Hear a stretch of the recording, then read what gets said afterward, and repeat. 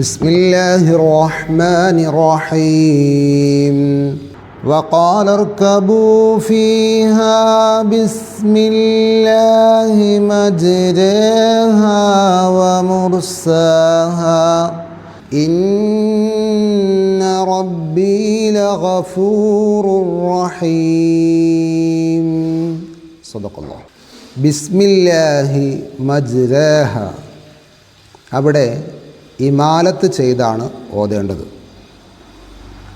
ഇസ്മാമിൻ്റെ അവിടെ കാണുന്നത് പോലെ ഇതിൻ്റെ താഴെയും ഒരു പുള്ളി കാണുന്നുണ്ട്. ആ പുള്ളി കൊണ്ട് അർത്ഥമാക്കുന്നത് എന്താണ്? അത് ഇമാലത്തിനെ സൂചിപ്പിക്കാനാണ്. ഇമാലത്തെന്ന് പറഞ്ഞാൽ ചെരിച്ചോതുക. സ്വാഭാവികമായും സാധാരണയിൽ തന്നെ ഒരു ചെറിയ ഇമാലത്ത് അറബിയുടെ കുറേ അക്ഷരങ്ങളിൽ ഉണ്ട്.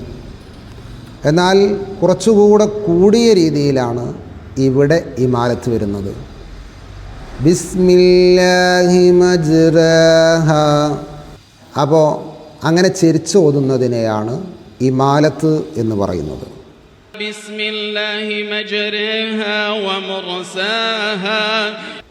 അവിടെ ചെരിഞ്ഞു വരുന്നത് കൊണ്ട് തന്നെ തൊട്ടടുത്ത് വമുർസേഹ എന്ന് പറയാൻ പാടില്ല. അങ്ങനെ ആയിപ്പോകും. മജ്റേഹ വമുർസേഹ എന്ന് വന്നാൽ തെറ്റാണ്.